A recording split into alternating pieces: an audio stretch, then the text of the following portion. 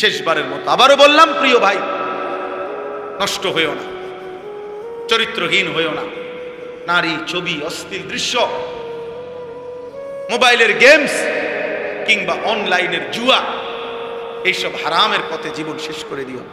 একদিন রাত বোর হলে দেখবা শরীরে যৌবনের কোনো ক্ষমতা নাই, আর্থিক সামর্থ্য নেই।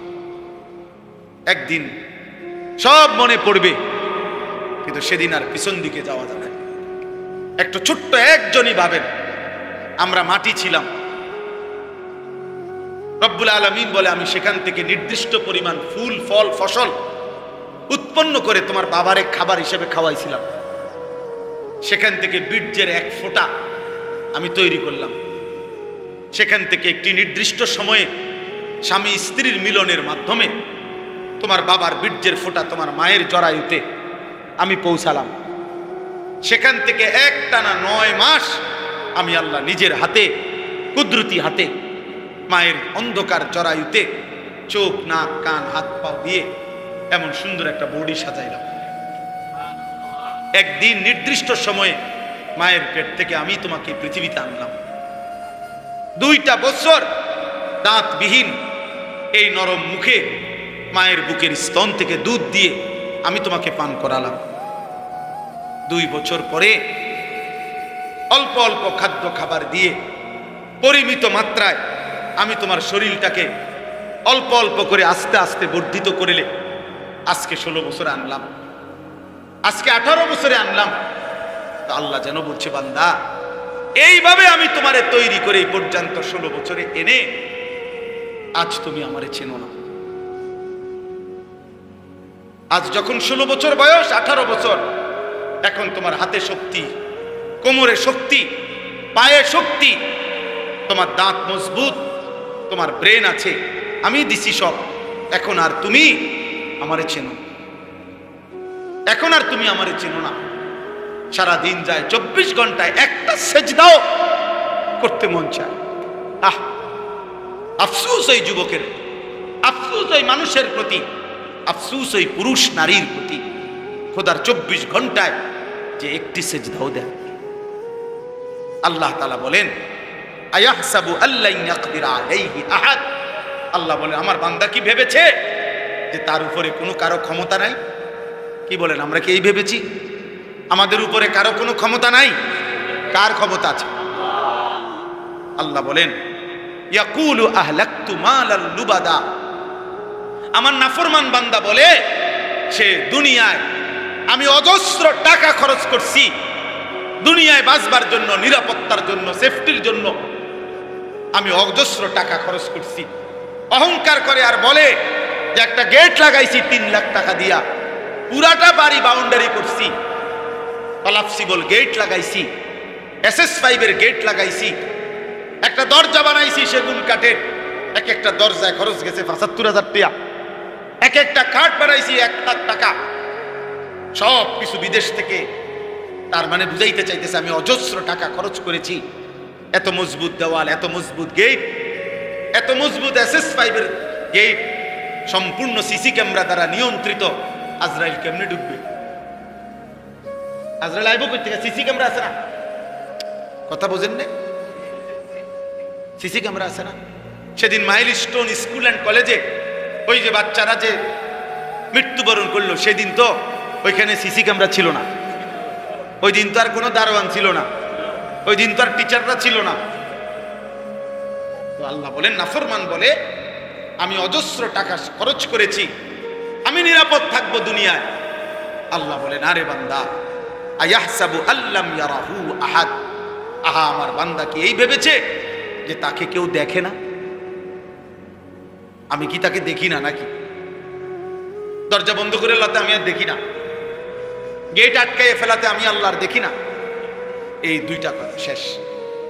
এই 2টা কথাই আল্লাহ এখানে বলতে চায়, বান্দা তুমি যে নাফরমানি করছো, তুমি যে অহংকার করছো, এই শেষ পর্যন্ত আপনারা যারা টিকছেন আপনারাই শুনেন। বলেন, আল্লাহ তাআলা জানতে চাইছে এই 2টা কথা, আমার বান্দা তুমি যে দিবানিশি নাফরমানি করছো, তুমি কি এই ভেবেছো যে তোমার উপরে কোনো ক্ষমতা নাই? আর দ্বিতীয় প্রশ্ন হলো, আল্লাহ বলেন, তুমি কি এই ভেবেছো যে তোমাকে কেউ দেখে না? তাহলে কিসের উপরে ভিত্তি করে তুমি এমন নাফরমানি করছো?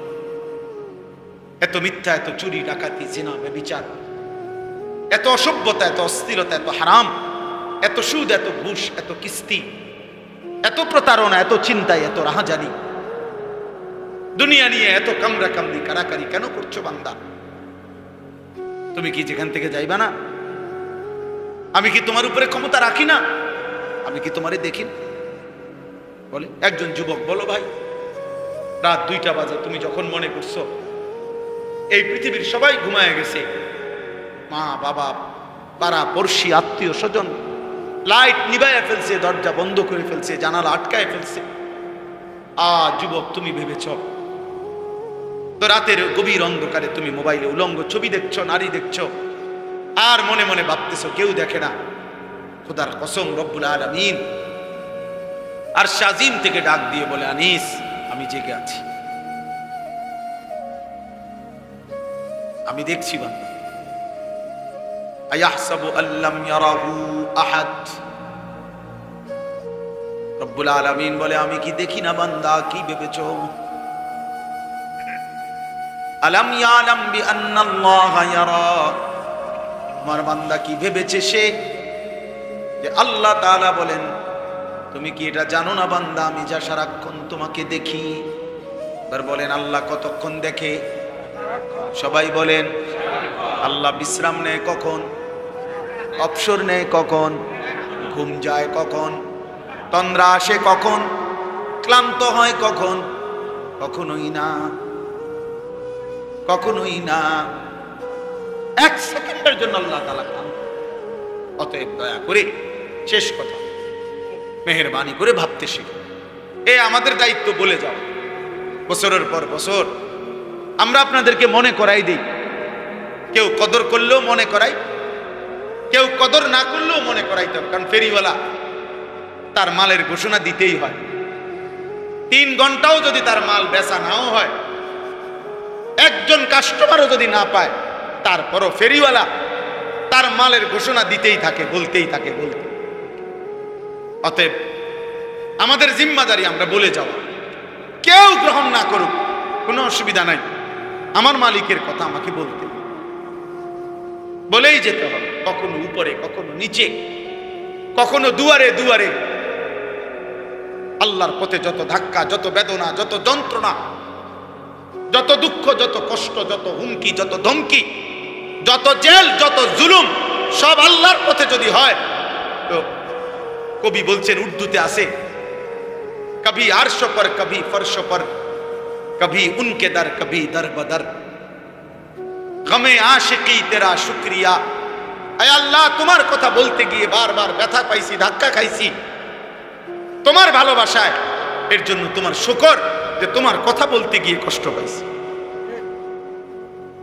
তোমার পথে চলতে গিয়ে কষ্ট পাইছি। অতএব ওলামায়ে কেরাম বলেই যাচ্ছে, আল্লাহর পথের আহ্বানকারী বলেই যাচ্ছে, শেষবারের মতো আবারও বললাম, প্রিয় ভাই, নষ্ট হয়েও না, চরিত্রহীন হয়েও না। নারী, ছবি, অশ্লীল দৃশ্য, মোবাইলের গেমস কিংবা অনলাইনের জুয়া, এইসব হারামের পথে জীবন শেষ করে দিও। একদিন রাত ভোর হলে দেখবা শরীরে যৌবনের কোনো ক্ষমতা নাই, আর্থিক সামর্থ্য নেই। একদিন সব মনে পড়বে, কিন্তু সেদিন আর পিছন দিকে যাওয়া যাবে না। আল্লাহ আমাকেও হেফাজত করেন, আমাদের সকলকে হেফাজত করেন। রাসূলুল্লাহ সাল্লাল্লাহু আলাইহি ওয়াসাল্লামের জীবনের উপরে আমরা চলতে চাই, সুন্নাত মোতাবেক চলতে চাই। আমার বয়স 44 বছর, তাহলে আমার 44 বছরের ভিতরে আমি তো জন্মের সময়টি দেখছি না, আমি সে সময় তো বুঝছি না, তাহলে এই দিকটা 10 বছর বাদ দেন, তাহলে 34 বছর ধরেন আমি মোটামুটি বুঝি। এই 34 বছরের ভিতরে যদি এতগুলো প্রযুক্তি চলে যায়, হারিয়ে যায়, আগামী 30 বছর পরে তোমাদের বর্তমানের অসংখ্য প্রযুক্তি, মনে রেখো দোস্ত, হারায় যাবে, থাকবে না। কিন্তু আল্লাহর কসম, এই যে রাত জেগে নারী দেখছো, ছবি দেখছো, উলঙ্গ নাচ দেখছো, জিনা আর ব্যভিচার আর নারীর পিছনে হেঁটে শরীর, যৌবন, স্বাস্থ্য নষ্ট করছো, হয়তো মোবাইল থাকবে না, ওই প্রযুক্তি থাকবে না, কিন্তু বাম কাঁধে যে আমল নামা গুনাহগুলো লেখছে, আল্লাহর কসম এগুলা নিয়েই তোমার হাসরের ময়দানে দাঁড়াইতে হবে। এগুলা সরাইবা কেমনে? হ্যাঁ, এটা সরাইবা কেমনে?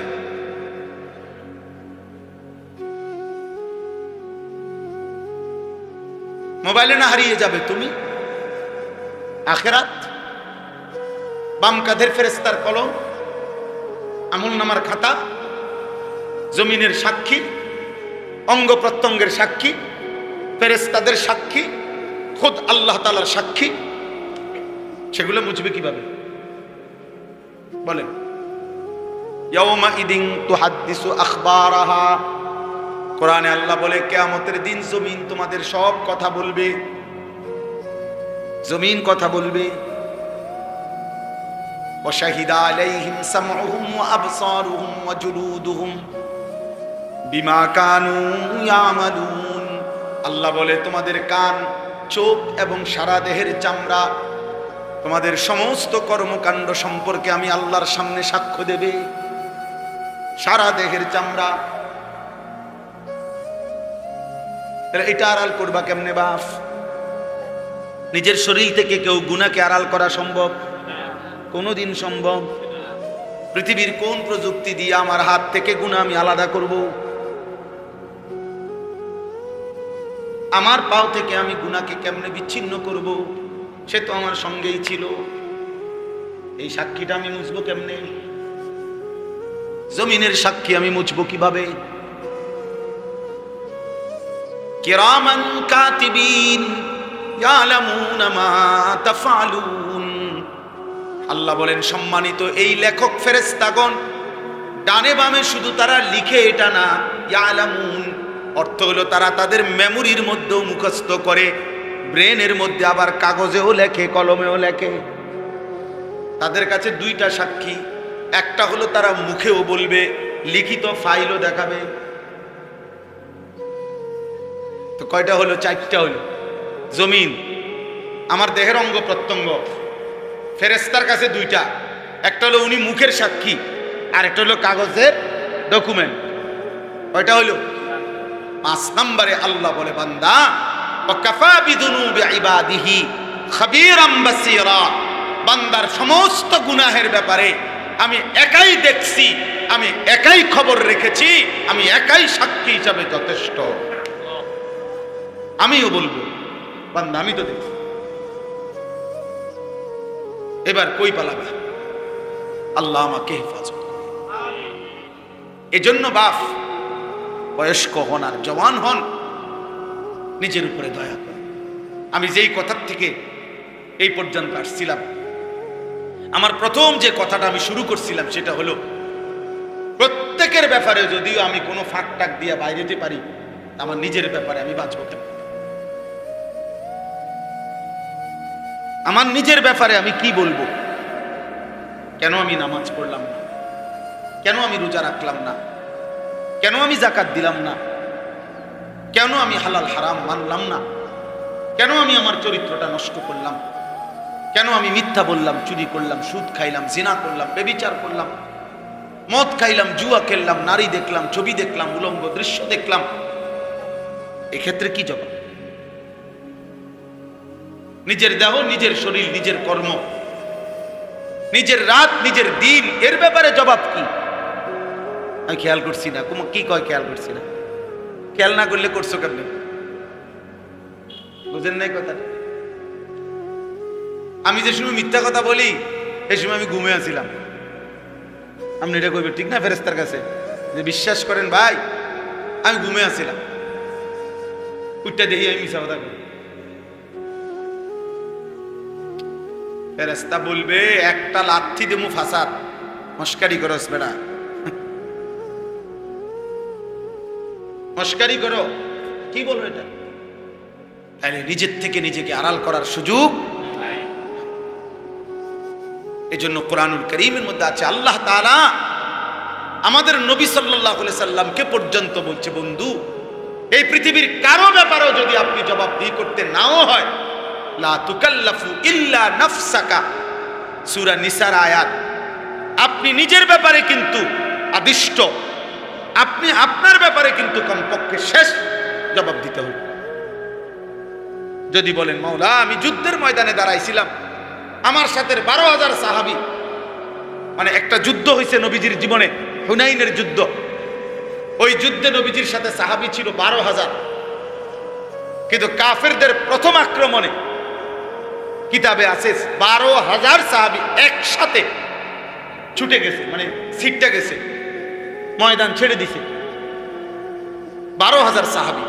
কিন্তু আল্লাহর নবী সাল্লাল্লাহু আলাইহি সাল্লাম আপন জায়গায় এক কদম রাসূল আকরাম সরেন নাই, একাই দাঁড়িয়েছে। আর কাফেরদের দিকে তাকিয়ে বলছেন আমি আব্দুল মুত্তালিবের সন্তান, মানে আব্দুল মুত্তালিবের বংশের ছেলে, আমার বংশ কোনোদিন যুদ্ধের ময়দানে পিঠ দেখায় না, বুক দেখায়, বুক। আমি সরব না, আমি একাই লড়ব, আমি একাই লড়ব। আর সাহাবীদের দিকে তাকিয়ে বলছেন তোমরা ফিরে আসো, একত্র হও, আনান নবিয়্যুল লা কাযিব, আমি মিথ্যা নবী নই, আমার উপরে আল্লাহর সাহায্য আসবে, আসো ফিরে আসো। সাহাবীরা ফিরে আসছেন, আবার যুদ্ধ শুরু করছেন, আল্লাহ তাআলা মুসলমানদের বিজয় দান করছেন। কিন্তু দেখার বিষয় হলো ওই কথাইটা, একাই তিনি দাঁড়িয়েছেন। তো তিনি যদি কিয়ামতের দিন বলতেন যে আল্লাহ 12,000 সাহাবী দৌড় দিছে, দেখা সব দৌড় দিছে, আল্লাহ বলতো আপনি দৌড় দিছেন কেন? বুঝেন নাই কথা? 12,000 দৌড় দিছে, ঠিক আছে, আপনি কি, আপনি সমস্যা কি, আপনি দৌড় দিলেন, তখন কোনো জবাব হইতো না। রাসূল আকরাম একাই লড়ছে। এই জন্য এই ছোট মাহফিলের মাকসাদ এটা, মূলত আপনার আমার দিলের মধ্যে, নিজের মধ্যে কমপক্ষে আখিরাতের ফিকির তৈরি। দেখেন সব দরকার, একটি দেশ, একটি সমাজ, একটা পাড়া, একটা ইউনিয়ন, একটা জেলা, একটা রাষ্ট্র, সব কিছুর কল্যাণে কাজ করা এটা উচিত। এটা ঈমানের দাবি, ইনসাফের দাবি, বিবেকের দাবি, সবই ঠিক, সবই দরকার। কিন্তু এক বসায়, এক প্রোগ্রামে, এক মজলিসে, একই বৈঠকে, একই ঘন্টায় সব ঠিক করে লাইতে হইব, এটা জরুরি। কথা বোঝেন নাই আমার? আজকের এই 1 ঘন্টাতে একবারে সব বলে ফেলতে হইব, পুরা 30 পারা কোরআন, এটা জরুরি না, এটা জরুরি। এই জন্য আমরা ব্যক্তিগতভাবে ফিকির করি যে এই সময়ের এই সমস্ত ছোট ছোট মজলিস যেগুলো হয়, ইসলাহী মজলিস, আমাদের একটা মূল ফিকির থাকে যে ব্যক্তির আত্মসংশোধন, নিজের সংশোধন। এই জন্য এটারে ঘুরাই ঘুরাইয়া বহু আঙ্গিকে বলি। এর মানে আপনি যদি বলেন হ্যাঁ হুজুর কেবল তো নিজে ঠিক কইতে কইলেন, দেশের যে অবস্থা এটি তো কিচ্ছু করলেন না, না বলুন, আমি বলবো, আমি আরেকদিন দাওয়াত দিয়ে ওই দিন করব, আরো শুনেন, আরো বলবো। আমি শুধু আজ 21 বছর দাওয়াত এইটাই কই, এটা না, আরো অনেক কথা কইছি। আজকেই সব পুরা ইসলাম শেষ করে দিতে হইব কইয়া, এটা জরুরি। তো নবীজি তো 1 বর্ষাতেই পুরা ইসলাম পেশ করছে, ঠিক না? কয় বছরে? তো আপনি তাড়াহুড়া করেন কেন? আমি অনেক শেষ করে দিব, এটা কথাই না। আমি এবার হজের সময় হজের প্রশিক্ষণ দিছি, আর হজের 3 দিন আগে মক্কায় আমাকে পাশের এক কোম্পানির হাজিদের প্রায় 2.5 ঘন্টা হজের যাবতীয় খুঁটিনাটি প্র্যাকটিক্যাল এগুলো বলছি, দেখাইছি, শিখাইছি। তো শেষে বললাম যে কারো কোনো প্রশ্ন আছে কিনা বুঝার। আচ্ছা, তো এর দ্বারা আপনি কি বুঝছেন যে এই যে হজ শিখাইলাম এতক্ষণ, 2 দিন পরে হজ মক্কাতে আমরা, এই জাতীয় কোনো প্রশ্ন, মানে আমি যেটি বলছি এখানে বুঝার কিছু আছে কিনা, এটাই তো প্রশ্ন না? মানে আমার কথার অর্থ তো এইটা। এক চাচা দাঁড়াই এগুলো হুজুর কইলেন তো সবই ভালো, দিন প্রতিষ্ঠার কথা তো কিছু কইলেন না, এটা আমার অপরাধ। তাই বললাম চাচা, আমাকে তো আগে সিদ্ধান্তই দেওয়া হয়েছে হজ্জের প্রশিক্ষণের জন্য কথা বলতে, আর হজ যে দিনের বাহিরে আমার এটা জানা ছিল না। আপনার কথার দ্বারা বুঝছি হজ ইসলামের বহির্ভূত একটি জিনিস, এই আলগাটা বাহিরেরটা আমি বলছি, আর আমি ভিতরটা বাকি রয়ে গেছে আমার, এটা আমার ভুল হয়েছে। এইবার সবে যখন এর দৌড়তে লইয়া জুটছে তান্দু এমনি বসে গেছে, তার মানে একই বসায় সব বলতে হবে, এটা জরুরি। আজকে এটাই মূল বক্তব্য। এবার আমি ছোট্ট ছোট্ট 10টা আয়াত পড়ছি, অল্প সময় লাগবে আর এই তর্জমা বলি, তাহলে আমার কথা শেষ। কিন্তু মূল বক্তব্য এটা ভাইয়া, বয়স্ক বাবা আমরা সবাই মিলে আখিরাতে দাঁড়াইতে হবে একা। অকুল্লুহুম আতিহি ইয়াউমাল কিয়ামাতি ফারদান। আল্লাহ বলছে বান্দা তোমরা কিন্তু একাই, একজন একজন করে আমি আল্লাহর মুখোমুখি হতে, আমার মুখোমুখি হতে হবে। বা বুঝি নাই কইয়া হাসি দিয়া উড়াই দিও না চোখ। আসলেও রাত শেষ হয়, কাঁদলেও রাত শেষ হয়, সুখের রাতও ভোর হয়, দুঃখের রাতও ভোর হয়, ফাঁসির রাতও ভোর হয়, বাসর রাতও ভোর হয়। এটাই সত্য, এটাই বাস্তব। কাজে লাগাও আর নষ্ট করো, তুমিও মরে যাবা, আমিও মরে যাব। কবরে যেতেই হবে। রাজপ্রাসাদের মানুষটাও কুড়ে ঘরের লোকটা, 3 বেলা যে ঠিক মতো খায় সেও মরে যাবে। 3 বেলা যে খানা পায় নাই, বুখা রাঙ্গা ফকির অভাবী, সেও মরে যাবে। মৃত্যু নিশ্চিত, চলে যেতে হবে, এটাই নিশ্চিত। কাজে বুদ্ধিমান সেই যে কবরের প্রস্তুতি, যে সত্য আমাকে গ্রহণ করতেই হবে, যে বাস্তবতা আমাকে গ্রহণ করতেই হবে, সেটা ভুলে যাওয়া, সেটা পাশ কাটানো একবারেই বোকামি ছাড়া কিছু না। তুমি পাশ কাটাইতে কাটাইতে, গাড়ি সাইড দিতে দিতে কতক্ষণ সাইড দিবা? পলাইতে পলাইতে কই যাইবা?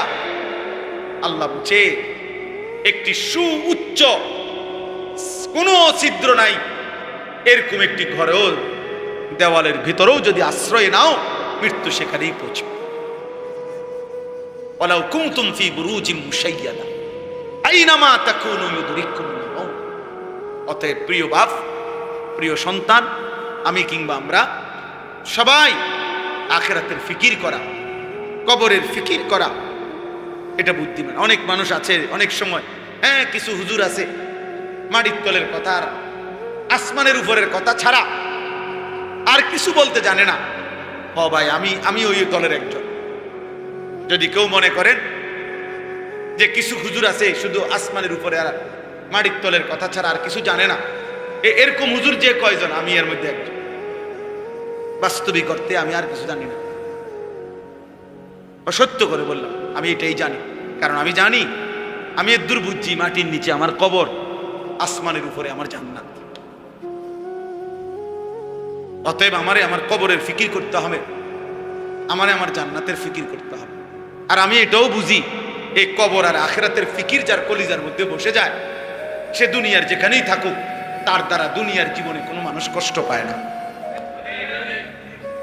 অটোমেটিক দুনিয়াও সুন্দর হয়ে যায়।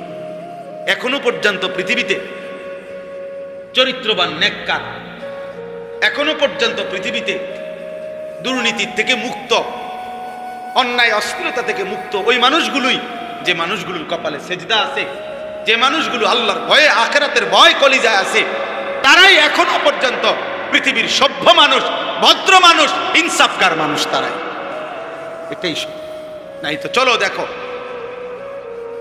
চোর, বাটপার, সিটার, সন্ত্রাসী, চাঁদাবাজি, খুনি, জিনাকার, ব্যভিচার, আমরা হিসাব লাগাই যে নামাজি কয়জন, বেনামাজি কয়জন। কথা বুঝেন নাই? অপরাধের লিস্টি করি, অপরাধের লিস্টি করি।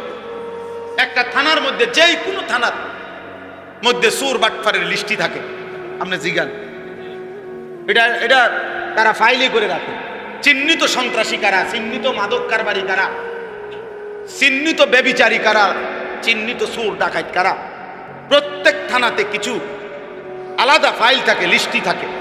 আপনি ওই ফাইলটা খোলেন, অনলাইনে দেন, পরীক্ষা করেন, মাদ্রাসার ছাত্র কয়জন আর বাহিরের কয়জন, নামাজি কয়জন, বেনামাজি কয়জন, আল্লাহ আখিরাত চিনে এমন অপরাধী কয়জন, আর আল্লাহ আখিরাত চিনে না এমন অপরাধী কয়জন, দেখেন আপনি।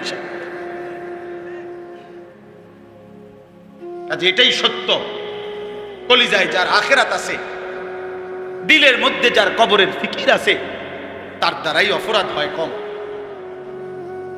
তার দ্বারাই পাপ হয় কম, হয় না আমি এটা বলি না, কারণ শয়তান তো 24 ঘন্টা কখনোই নেককার বদকার কারো কাছ থেকে শয়তান বিরতি নেয় না। শয়তান জুনায়েদ বাগদাদিরও ছাড়ে নাই, শয়তান ফেরাউনরেও ছাড়ে না। কথা বুঝেন নাই? শয়তান তো কাউরে ছাড়ে না। শয়তান তো শয়তান, এ তো বড় খারাপ, তার তো কোনো লজ্জা শরম বলতে কিচ্ছু নাই, এ তো আসলেই শয়তান, এ তো শক্ত হারামি। তারে যদি আপনি 1000 বার 1,00,000 বার আউযু বিল্লাহি মিনাশ শাইতানির রাজিম এটা যদি 100 বারও পড়েন, 1000 বারও পড়েন, আপনি একটু বিরতি দিবেন, এইটা আবার আপনি বলেন। এমন অসভ্য কি মানুষ হয় যার কোনো লজ্জা শরম নাই? তারে এতবার বললাম তুই রাজিম, অভিশপ্ত অভিশপ্ত অভিশপ্ত, সে বলবে তোমার কথা তুমি কও, আমি আছি তোমার লগে, ঠিক না? তোমার দিয়ে তুমি কও ভাই, অসুবিধা নেই ভাই, আমি তোমারে ছাড়তাম না, আমি তোমারে ছাড়ব। তাইলে শয়তান যেহেতু 24 ঘন্টা ওয়াসওয়াসা দেয়, তো ইনসান হিসাবে কিছু গুনাহ হবেই, কিন্তু গুনাহের মধ্যে ভাসাইয়া দেওয়া, আখিরাতকে টোটাল ভুলে যাওয়া, এটা বড় ক্ষতিকর। আল্লাহ আমাদেরকে কোরআনুল কারীমের মধ্যে 25 জন নবী এবং রাসূলের নাম আছে। কয়জন? তো নবী রাসূল মোট 25 জন। তো তাইলে 1,24,000 নবী রাসূল একটা বর্ণনা যে আছে, ধরে নিলাম এর চাইতে বেশি হইতে পারে, কম হইতে পারে, আচ্ছা এই বর্ণনাটাই ধরি না, 1,24,000। তো কোরআনুল কারীমে উল্লেখ হয়েছে 25 জন নবীর নাম। তো তাহলে বাকিদের নাম যে নাই, ওনারা ব্যর্থ। সুজাইছে কোরআনুল কারীমে সাহাবাদের নাম আছে একজন, পুরা কোরআনে একজন সাহাবীর নাম আছে, যায়েদ। নবীজির একজন পালক পুত্র ছিল যায়েদ, এই উনার নামটা আছে কোরআন শরীফে। ফালাম্মা কাদা যাইদুম মিনহা ওয়াতারা, এই শুধু একজনের নাম। তাহলে এখন বাকিদের আবু বকর, ওমর, উসমান, আলী, ফাতেমা, হাসান, হুসাইন, ওনাদের নাম যে কোরআন শরীফে নাই, তো ওনারা ব্যর্থ। তাহলে এখানে মূল বিষয় আখিরাত, মূল বিষয় আল্লাহ গ্রহণ করে। 10 লাখ মানুষ মনে করেন আমার আলগি দিয়া সম্মান দিয়া 4 রাস্তার মাথা নিয়ে শোয়াই দিয়েছে, আপনারে বেশি ইজ্জত দিয়া একবারে যা থেকে ট্রাকে আইয়া প্রথম ডলাতে কি করে এমন জায়গা তাই না তাই দিলাম। তারপরে কি হবে? আল্লাহ যদি বলে আমি গ্রহণ করলাম না, কি ফায়দা হবে? অতএব আমার বাপ এটা বুঝা দরকার, আখিরাত বড়, আল্লাহ তাআলা গ্রহণ করলেন কিনা সেটা বড়। বুজুর্গানে দিন এটা ভাবতেন, আল্লাহর প্রিয় বান্দাগণ এটা ভাবতেন। সবাই চিনলেই সফল, না চিনলে ব্যর্থ, এটা কোরআন সুন্নাহয়, এটা কোরআন সুন্নাহয়। আমার সারা জিন্দেগি বলার দ্বারা আজ আমার এখনকার বয়ানের আলহামদুলিল্লাহ আল্লাহর দয়ায় বলার 21 বছর। তো মনে করেন আমার 30 বছর বলার দ্বারা যদি একজন আল্লাহর বান্দা আল্লাহর দিকে ফিরে আসে, তাহলে আমি ব্যর্থ নাকি? এটা বুঝতে হবে। ফাওয়াল্লাহি লা আন ইয়াহদিয়াল্লাহু বিকা রাজুলান ওয়াহিদান খায়রুন লাকা মিন হুমুরিন না'ম। আল্লাহর নবী সাল্লাল্লাহু আলাইহি ওয়াসাল্লাম বলেন, আল্লাহর কসম, নবীজি কসম করছে, নবীজি বলছেন আল্লাহর কসম, তোমার দ্বারা একজন ব্যক্তি, রাজুলান ওয়াহিদান, ওয়াহিদ মানে এক, একজন ব্যক্তি হেদায়েত পাওয়া। বাইরের দিকে তাকায়ও না ভাই, সব গুছাইতে তারা সবাই একবারে ঠান্ডা করবো, চিল্লা চিল্লি থামা, সবার জাগার ব্যবস্থা, এত কিছু বুদ্ধি করতে করতে টাইম শেষ হয়ে যাবে, এরপরে একদম ক্লিয়ার হয়ে যাবে। একটু পরে যারা বইতে আসছে না, পরে বইতে আসবে। আমরা যখন সবাই যাবো তখন জাগা হয়ে যাবো না, তো কাজে এত চিন্তা করলে আর হইতো না। এখন যে দূর হয়েছে আলহামদুলিল্লাহ, যে দূর পারছে ওনারা কি করতো বেচারা, ছেলেরা, নওজোয়ান অল্প বয়সী ছেলে, আলহামদুলিল্লাহ অনেক মহব্বত করে যেটুকু ইন্তজাম করছে আল্লাহ তাআলা তাদের এই ইন্তজামে বরকত দান করেন। তাইলে নবী সাল্লাল্লাহু আলাইহি ওয়াসাল্লাম বলেন একজন ব্যক্তি তোমার দ্বারা হেদায়েত পাওয়া গোটা আরবের সমস্ত দামি উট তোমাকে হাদিয়া দেওয়ার চাইতে কোটি গুণে উত্তম। কয়জন ভাইয়া? রাজুলান ওয়াহিদা। কোরআন শরীফে একটা সূরা আছে প্রসিদ্ধ সূরা ইয়াসিন, আমরা জানি না সূরার নাম? সূরা ইয়াসিনের শুরুতে আছে তিনজন রাসূল একটি এলাকায়, আমাদের নবীর আগে তিনজন রাসূল এক এলাকায় লম্বা সময় আল্লাহর হুকুমে ওই এলাকার মানুষদেরকে দিবা নিশি কালেমার দাওয়াত দিয়েছে। একই সাথে তিনজনে মিলে ফাআজ্জাজনা বিসালিসিন ফাকালু ইন্না ইলাইকুম মুরসালুন। এই সালিস মানে কত? তিনজন মোট। অদরিব লাহুম মাসালান আসহাবাল কারিয়া ইয জাআহাল মুরসালুন। এখান থেকে শুরু ঘটনাটা। তো ওইখানে আছে কোরআনে স্পষ্ট এই তিনজন রাসূল মিলে একটি এলাকায় মানুষকে দিবা নিশি আল্লাহর পথে ডেকে উনাদের পক্ষে ইমানদার হইছে। তিনজনের পক্ষে উনাদের কথা গ্রহণ করছে, ঈমান আনছে সির্ফ একজন। কয়জন? একজন। ওয়াজাআ মিন আকসাল মাদিনাতি রাজুলুন। এই রাজুলুন মানে একজন, একজন মানুষ। তাহলে এখন উনারা তিনজন কি ব্যর্থ? ব্যর্থ হলে তো আল্লাহ কোরআনে উল্লেখ করতেন না। এই জন্য এটা জরুরি বুঝি। আজকে তোমরা ছেলেরাও সবাই নিজেকে, নিজের চুল, নিজের চেহারা, নিজের লেবাস, নিজের সাজগোজ দিয়েও নিজেকে কোনো না কোনো ভাবে কোনো কাফেরকে অনুসরণ করে হোক, মুশরিককে অনুসরণ করে হোক নিজেকে পরিচিত করতে চাচ্ছ। সারাক্ষণ ঘন্টার পর ঘন্টা নিজের ছবি নিজেই মোবাইলে দিতেছে যে কোনো না কোনো ভাবে পৃথিবী আমারে চিনুক, বন্ধুরা আমারে চিনুক, মানুষ আমাকে চিনুক। কোরআনুল কারীমের মধ্যে আছে আল্লাহ তাআলা বলছে ফালা তুযাক্কু আনফুসাকুম। স্বাভাবিক বাংলায় বললে অর্থ হলো নিজের ঢোল নিজে বাজায়ও না, আল্লাহ নিষেধ করছে। অর্থ হলো ফালা তুযাক্কু আনফুসাকুম। তোমার আখলাক, তোমার চরিত্র, তোমার উত্তম গুণাবলী, তোমার আত্মশুদ্ধি, তোমার তাজকিয়া, তোমার গুণ তুমি বলে বেড়ায় না, আল্লাহ নিষেধ। আল্লাহ নিষেধ করে। যে আমাদের দেশে আগে বলতো এবারে কয় যে কই উঠি তো তাহাজ্জুদে, কই দেহি তো না এলাকার কেউ রে, তো আমরা তাহাজ্জুদ পড়ি, এলাকার কেউ দেখে, এলাকার সবাই আমনের ঘরে থাকে, এলাকার মানুষের আর ঘর নাই, সবাই আমনের ঘরে আইয়া তাহাজ্জুদ পড়তে হবে, তাহলে আপনি দেখতেন। মানে নিজেরটা শুনাইলো আর কি, যে আমি যে তাহাজ্জুদ। আমাদের দেশে আগে বলতো না যে চাচা এসে বলতেছে আমার 3 নম্বর হজের রুমালটা কদ্দুর দাও, 3 নম্বর হজের মুসল্লাটা, মানে কি 3 বার হজ করছে। বুঝছেন? নিজের ঢোল নিজেই বাজায়।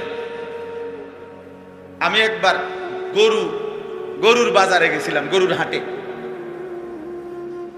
আরো আগে আর কি ছাত্র জীবনে। তখন গরু কিন্না সারছে, আর যে হাসিল করে না, হাসিল তো বোঝেন আমরা, তো হাসিলের যে একটা কাগজ স্লিপ রিসিট দেয়, 200 টাকা দিছে একটা বুড়া মিয়া আমার সামনেই। তো ওনার নামটা, ওই ছেলেটা ওনার নাম লিখছে আর কি, মোহাম্মদ কি জানি লিখছে। বুড়া মিয়া এটা দেখছে, একটা ধমক দিছে ফোলাটার, ঠিক করে নাম লেখ। আমি দাঁড়ানোর সাথে নাম ঠিক করে লেখ। এইতে তো তাকাই বলতে, চাচা তো আপনার নাম তো এইটাই, যেটা আমি তো এটাই জানি, আপনার নাম দিয়ে হাজি লেখ, হাজি হাজি হাজি লেখ। আমি একটা চোখে দেখা হাজি লেখ লেখ। আমি খেয়ালি টাকা পয়সা করতে গাই, মানে 6 লাখ টাকা দিয়ে হজ করলাম, বুঝলেন? অথচ বাজারের এই কোনাটা পার হইলে এই হাসিলটার দুইটা পয়সার কোনো মূল্য আসেনি। এই কাগজের দিয়ে তুই বেটা কিরবি এটা দিয়ে, এটার মধ্যে হাজি লেখলে কি আর গাজি লেখলে কি বলেন না চাচা? এটা কোনো বেল আসেনি। এটা এই কোনাটা তো পার হইলে তো তোর এটা কেউ দেখবে? এটা কাগজ, এটা 200 টাকার একটা কাগজের মধ্যে নিজের নাম উঠাইয়া নিজের পদবি নিজে বলে 6 লাখ টাকা তো কোরবানি করে দিলাম, নষ্ট করে দিলাম। ফালা তুযাক্কু আনফুসাকুম হুয়া আ'লামু বিমান ইত্তাকা। আল্লাহ বলেন আল্লাহই জানে কে মুত্তাকি। ওয়ালাউলা ফাদলুল্লাহি আলাইকুম ওয়া রাহমাতুহু মা যাকা মিনকুম মিন আহাদিন আবাদা। আল্লাহ তাআলা বলেন যদি আল্লাহর দয়া, অনুগ্রহ এবং রহমত না হয় তাহলে তোমরা কেউই নিজের পবিত্রতা কখনোই নিজে করতে পারবে না। প্রিয় বন্ধু, এজন্য আমরা বলি তুমি নিজে সিদ্ধান্ত নিয়ে ভালো হয়ে চলবা, হবে না, পারবা না। সিদ্ধান্ত ঠিক আছে, পারতাম। আমি নিজে নিজে ভালো হয়ে চলবো, পারতা না। কসম খোদার, পারবা না। নিজে নিজে ভালো হয়ে চলা যায় না, নিজে নিজে ভালো হয়ে চলা যায়। আল্লাহ তাআলা বলেন আমি আমার বন্ধুকে, আমার রাসূলকে পাঠিয়েছি, ওই যাক্কিহিম, তিনি আমার বান্দাদেরকে, তার উম্মতকে তিনি তাজকিয়া, আত্মিক চরিত্রে, আত্মিক গুণে সুশোভিত করে দিবেন, পবিত্র করে দিবেন। এই জন্য আমি আমার রাসূলকে আমার পক্ষ থেকে পাঠিয়েছি। তাহলে পবিত্র গুণে যদি গুণান্বিত হওয়া, উত্তম আখলাকে যদি চরিত্রবান হওয়া এটা নিজের কাজে হইতো, তা আল্লাহ কেন বললেন যে আমি আমার রাসূলকে পাঠিয়েছি তিনি যেন ওই যাক্কিহিম, তিনি তার উম্মতকে, আমার বান্দাদেরকে তাজকিয়া করবেন। এজন্য এটা জরুরি, নিজে নিজে হয় না। কোরআন সুন্নাহর ইলম যেমন নিজে নিজে হয় না। ইন্নামাল ইলমু বিত্তাআল্লুম, বুখারী শরীফের মধ্যে আছে, আল্লাহ রাসূল সাল্লাল্লাহু আলাইহি সাল্লাম বলেন ছাত্রত্ব গ্রহণ করা ছাড়া অন্য কোনোভাবে ইলম হবে না। ইলম হতেই হলে কোনো না কোনো মুআল্লিম, কোনো না কোনো আলেমে দ্বীনের সামনে বসতে হবে। ইন্নামাল ইলমু বিত্তাআল্লুম,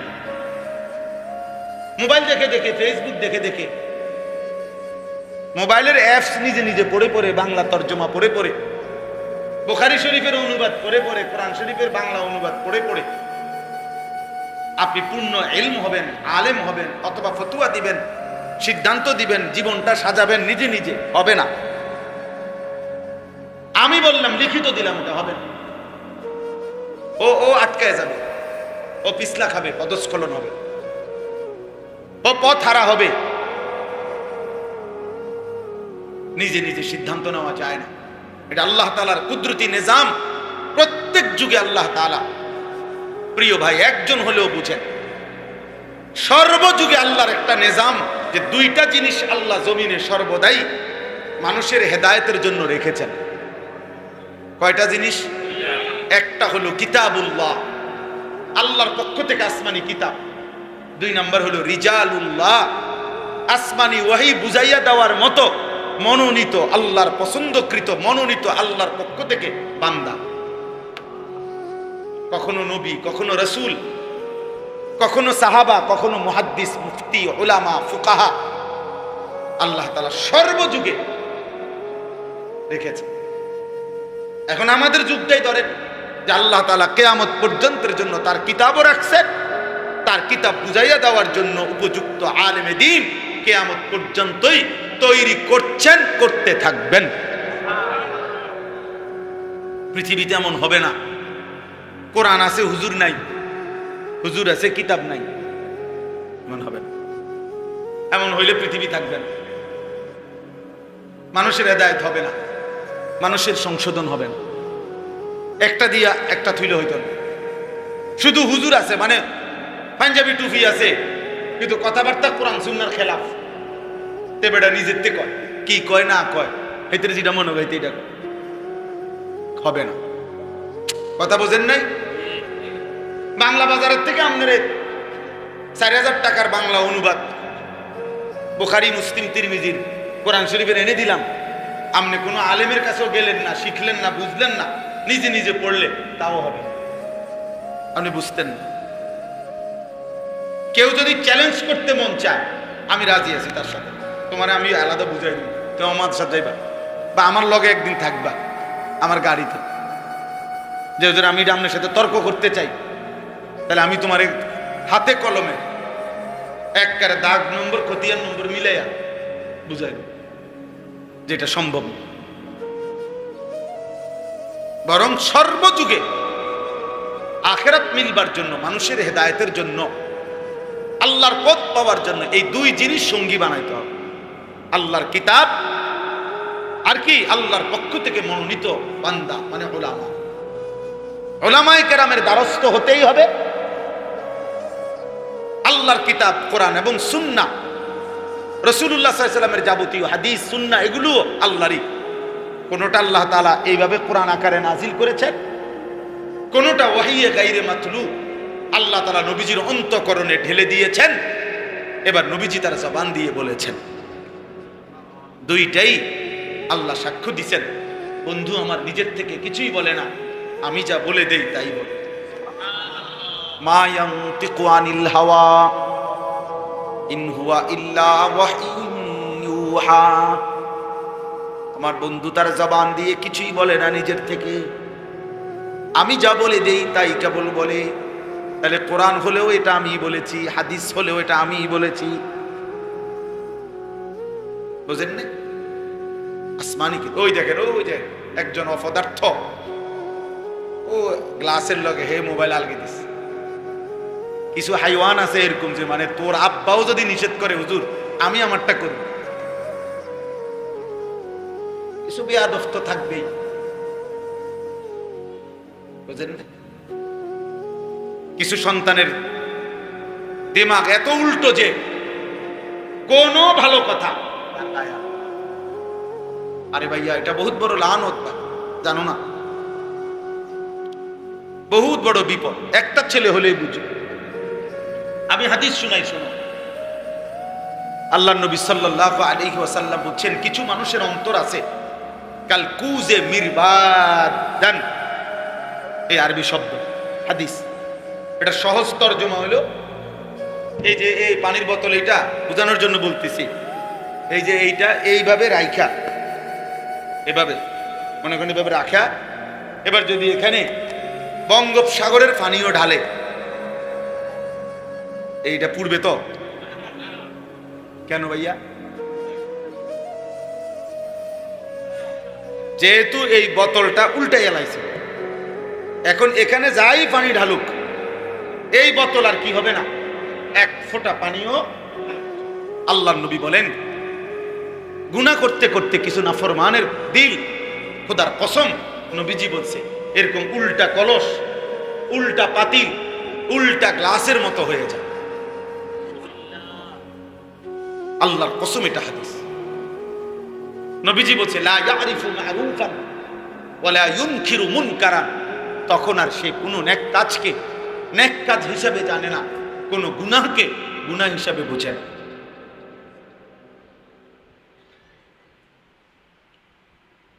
এটা অনেক বড় বিপদ, অনেক বড় জীবনের অধঃপতন, যে আমি আর আলোকে আলো দেখি না, অন্ধকারকে অন্ধকার মনে হয়। বুজুর্গানে দ্বীন বলছেন, এক তো হইল কোনো ব্যক্তি গুনাহ করছে, এটা যেমন একটা গুনাহ, আরেকটা হলো সে গুনাহকে গুনাহই মনে করছে না, বুঝেই না এটা গুনাহ। আল্লাহর কসম, এটা ওই গুনাহের চাইতে, করার চাইতে, এটা এর চাইতে বড় লানত যে আল্লাহ তোর দিমাগ থেকে গুনার অনুভূতিটাই সরায় দিয়েছে।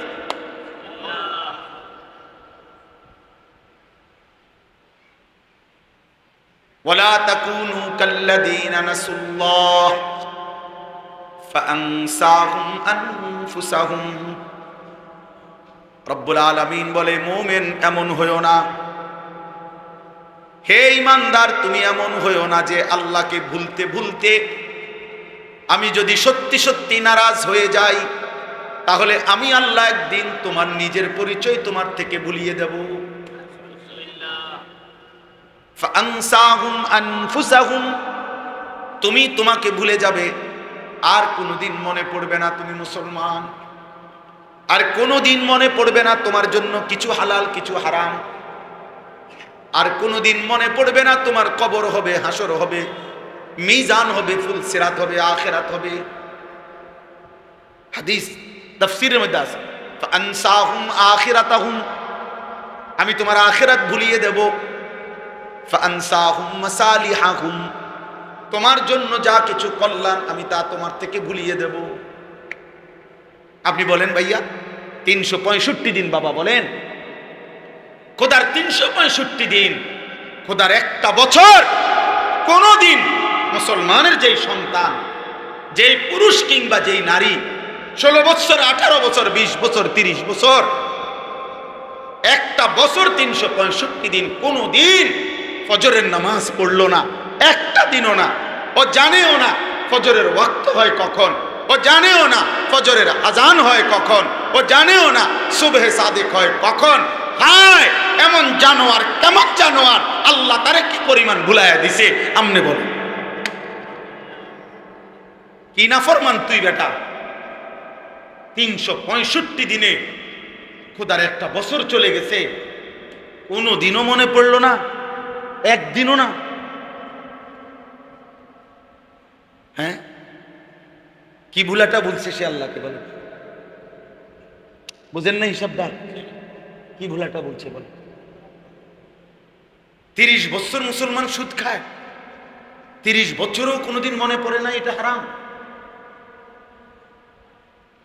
বলো না ভাই। 30 বছর টানা, 10 বছর টানা এক মুসলমান প্রতিদিন ওজনে কম দেয়।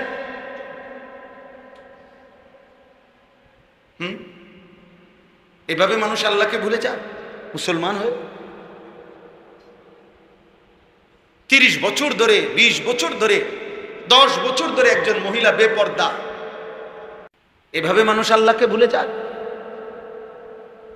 10 বছর ধরে আপনার ঘরে প্রতিদিন রঙিন টেলিভিশন চলে, আপনার বিবি বাচ্চা নাচ গান দেখে, নর্তকীর ছবি দেখে, নাটক সিনেমা দেখে, কোনোদিনও কি মনে পড়ে না মুসলমান এটা গুনাহ? কোনোদিনও কি মনে পড়ে না এটা হারাম? আহা, এমন ভুলা কেমনে বললেন আল্লাহ? হারামকে এভাবে ভুলে গেলেন কেন? গুনাহকে এভাবে ভুলে গেলেন? ওই চা দোকানদারে জিজ্ঞাসা করেন, হে আল্লাহর বান্দা, হে ভাই, গত 10 বছরে কোনোদিন তোমার চা দোকানে টেলিভিশন বন্ধ করলা না, নাচ গান চলতে থাকে, তুমি আর আল্লাহর বান্দাদেরকে টেলিভিশন দিয়ে ডাকতেছ, হে মুসলমান, মুসলমানরা আমার দোকানে আসো, আর নর্তকী দেখো আর চা খাও, নাচ দেখো আর গান দেখো, নারীর ছবি দেখো আর চা খাও, বিস্কিট খাও, এভাবে প্রকাশ্যে ডাকতেছেন, কোনোদিনও কি মনে পড়ে না এটা গুনাহ? এটা হারাম বলে। 60 বছর বয়সে, আমি প্রতিদিন বলি এ কথা, 60 বছর বয়সেও আজও যে বিড়ি সিগারেট খায়, ওই চাচাকে জিজ্ঞেস করেন, চাচা কোনোদিন কি মনে পড়বে না এটা গুনাহ?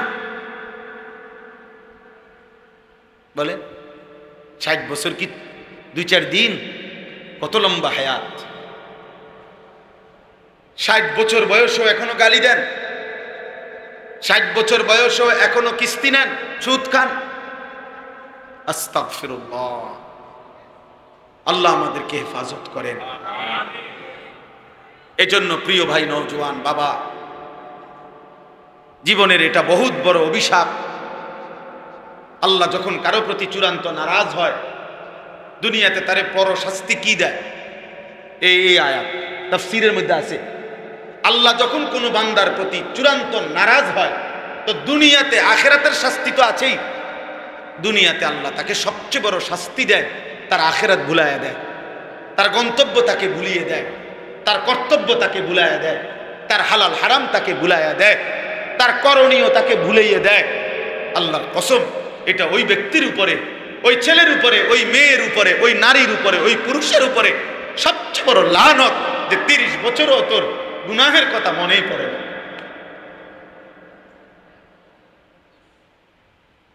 এটা সবচেয়ে বড় অভিশাপ, সবচেয়ে বড় অভিশাপ। ওমান ইউশাকিকির রাসূলা মিন বাদি মা তাবায়্যানা লাহুল হুদা ওয়া ইয়াত্তাবি গায়রা সাবিলিল মুমিনিন নুওয়াল্লিহি মা তাওয়াল্লা ওয়া নুসলিহি জাহান্নাম ওয়া সাআত মাসীরা।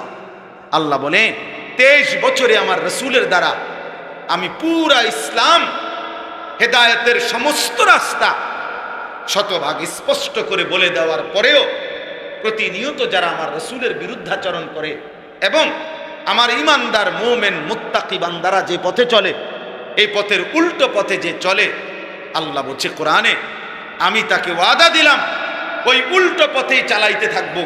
একদিন ওই উল্টো পথে চলতে চলতে ওয়া নুসলিহি জাহান্নাম, জাহান্নামেই ফেলে দেব। ঠিক আছে যুবক, একদিন নারী দেখতে দেখতে কবরে চলে যাবে, একদিন ছবি দেখতে দেখতে কবরে চলে যাবে, কোনোদিন মনেও পড়বে না এটা। উলঙ্গ নাচ দেখতে দেখতে জীবন শেষ হয়ে যাবে। হারাম খাইতে খাইতে কিস্তিতে অনবাকি এবড়া কবরে নাই এমন কথা বলেন না।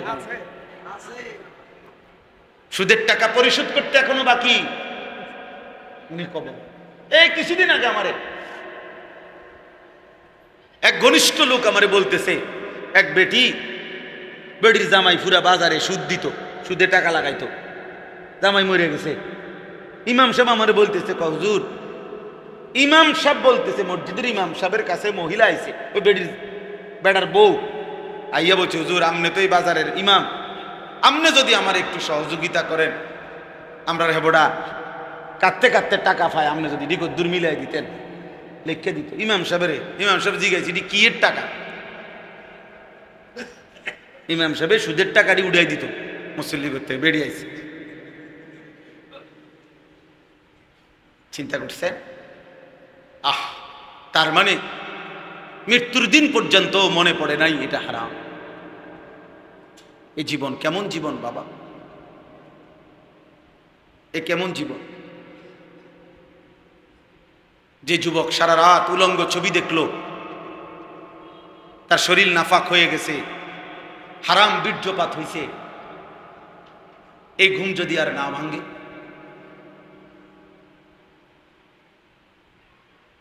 বলেন না কেন? এই ঘুম যদি আর না ভাঙে। সেদিন কুষ্টিয়ায় 10টা ছেলে মোটরসাইকেল বাইক রেস দিছে, এই যে পত্রিকা আসলো এই 4-5 দিন আগে, মোটরসাইকেল দিয়ে রেস খেলতেছে রাস্তায়, কে কত দ্রুত যাবে। আহা, নিজেদের হেলমেটের মধ্যেই ক্যামেরা লাগানো, লাইভ চলতেছে। কিছুক্ষণের মধ্যেই পিকআপে বাড়ি লাগছে 2টা ছেলের, একদম টুকরা টুকরা হয়ে গেছে, টুকরা টুকরা, পুরাটা রাস্তা ছিটকায় গেছে।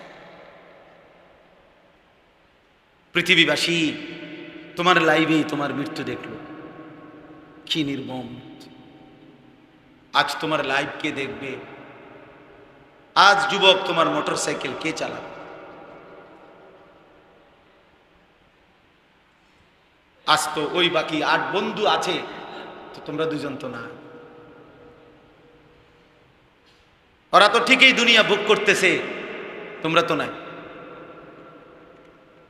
এই জন্য নওজোয়ান, তোমার পাওটা ভাঙ্গা দেখো, 6 মাসের জন্য যদি বিছনায় পড়ে যাও, তোমার সাথে কয়জন বন্ধু শুইয়া যায় তুমি দেখো, দেখবা কারো হাতে সময় না, শুধু দেখা করে যাবে আর বলবে আচ্ছা বন্ধু ভালো থাকিস, খালাস, সুযোগ পেলে আবার আসবো। এরই নাম দুনিয়া, স্বার্থপর এই দুনিয়া। একজন ছেলেই ভাবো, একজন, স্বার্থপর এই দুনিয়া, কেউ মনে রাখে না আমার ঈমান, আমার সেজদা, আমার গোলামি, আমার বন্দিগি, আমার আখিরাতের ফিকির। খোদার কসম, এটাই আমার কাজে আসবে, এটাই আমার সঙ্গী হবে। দুনিয়া আমারে মনে রাখে না। মাইলস্টোন স্কুল অ্যান্ড কলেজের বাচ্চাদের তদন্তের সব মিলাইয়া সুস্থ অসুস্থদের এখন কি হালত, আজকে 5-7 দিনে কোনো খবর আসেনি, বুঝছেন না হিসাবটা? খালাস, কে কারে মনে রাখে, কার হাতে সময় আছে? আজকে 1 সপ্তাহ শুনছিনি এই ঘটনা যে ঘটছে, মনে হয় এইটারও শেষ। স্বার্থপর, কারো জন্য কারো হাতে সময় নাই। প্রতিটা নতুন ঘটনা পুরাতনকে ভুলায়, প্রতিটা নতুন ভয়ঙ্কর অ্যাক্সিডেন্ট পুরাতন অ্যাক্সিডেন্ট ভুলায়। আমি এই এখন এদিক দিয়ে আসতেছি, নাইগর থেকে এদিক দিয়া আসছি, যে দেখছি সিএনজি পড়ে গেছে সাইডে।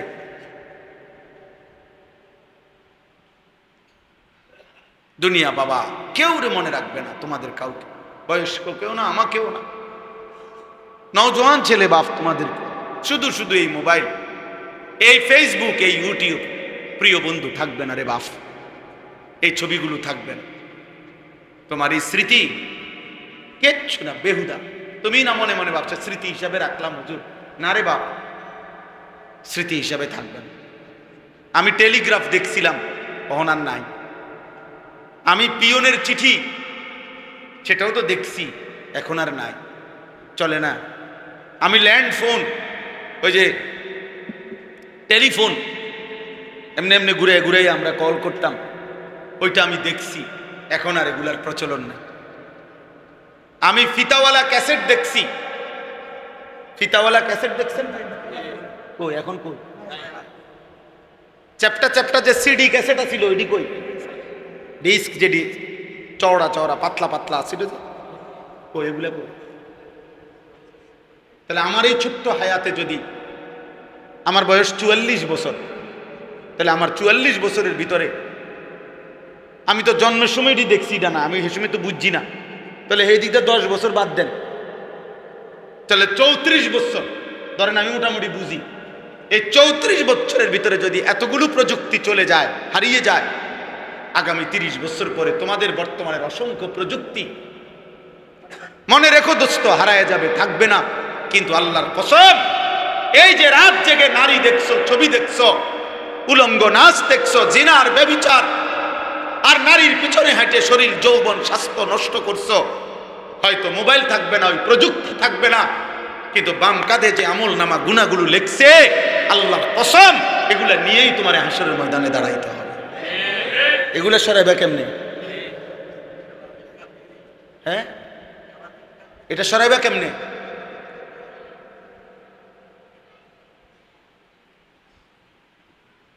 মোবাইলে না হারিয়ে যাবে তুমি আখেরাত?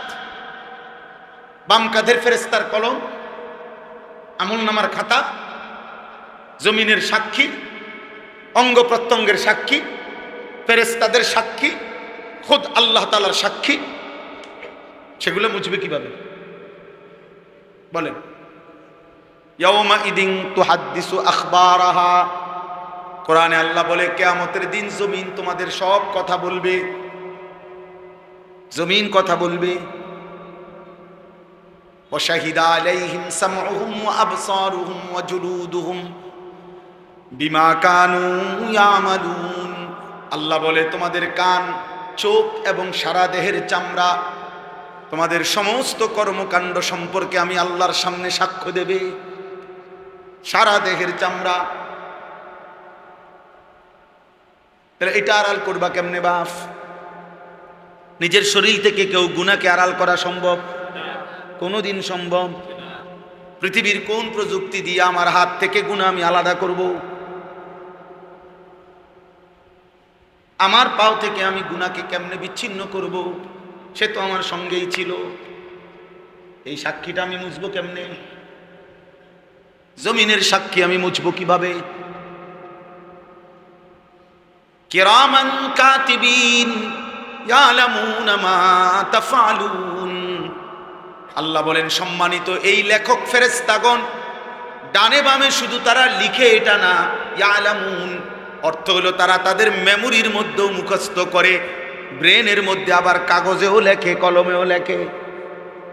তাদের কাছে দুইটা সাক্ষী, একটা হলো তারা মুখেও বলবে, লিখিত ফাইলও দেখাবে। তো কয়টা হলো? 4টা হলো।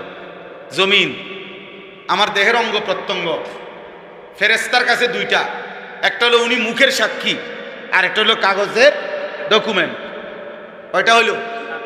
5 নম্বরে আল্লাহ বলে, বান্দা ওয়াকাফা বিদুনুবি ইবাদিহি খাবীরাম বাসীরা, বান্দার সমস্ত গুনাহের ব্যাপারে আমি একাই দেখছি, আমি একাই খবর রেখেছি, আমি একাই সাক্ষী হিসাবে যথেষ্ট। আমিও বলবো, বান্দা আমি তো দেখছি, এবার কই পালাবে? আল্লাহ আমাকে হেফাজত করে। এজন্য বাপ, বয়স্ক হন আর জওয়ান হন, নিজের উপরে দয়া করে। আমি যেই কথার থেকে এই পর্যন্ত আসছিলাম, আমার প্রথম যে কথাটা আমি শুরু করছিলাম সেটা হলো, প্রত্যেকের ব্যাপারে যদিও আমি কোনো ফাঁক টাক দিয়ে বাইরে যেতে পারি, আমার নিজের ব্যাপারে আমি বাঁচবো কেন? আমার নিজের ব্যাপারে আমি কি বলবো? কেন আমি নামাজ পড়লাম না? কেন আমি রোজা রাখলাম না? কেন আমি যাকাত দিলাম না? কেন আমি হালাল হারাম মানলাম না? কেন আমি আমার চরিত্রটা নষ্ট করলাম? কেন আমি মিথ্যা বললাম, চুরি করলাম, সুদ খাইলাম, জিনা করলাম, ব্যভিচার করলাম, মদ খাইলাম, জুয়া খেললাম, নারী দেখলাম, ছবি দেখলাম, উলঙ্গ দৃশ্য দেখলাম? এক্ষেত্রে কি জবাব? নিজের দেহ, নিজের শরীর, নিজের কর্ম, নিজের রাত, নিজের দিন, এর ব্যাপারে জবাব কি? আমি খেয়াল করছি না। কি কয় খেয়াল করছি না? খেয়াল না করলে করছো কেমনে? বুঝেন নাই কথাটা? আমি যে সময় মিথ্যা কথা বলি, সে সময় আমি ঘুমিয়ে আছিলাম। আপনি এটা কইবেন ঠিক না ফেরেশতার কাছে যে বিশ্বাস করেন ভাই আমি ঘুমিয়ে আছিলাম, উঠটা দেখি আমি মিথ্যা কথা করি। ফেরেশতা বলবে, একটা লাথি দেমু ফাসাদ, মস্কারি করস বেটা,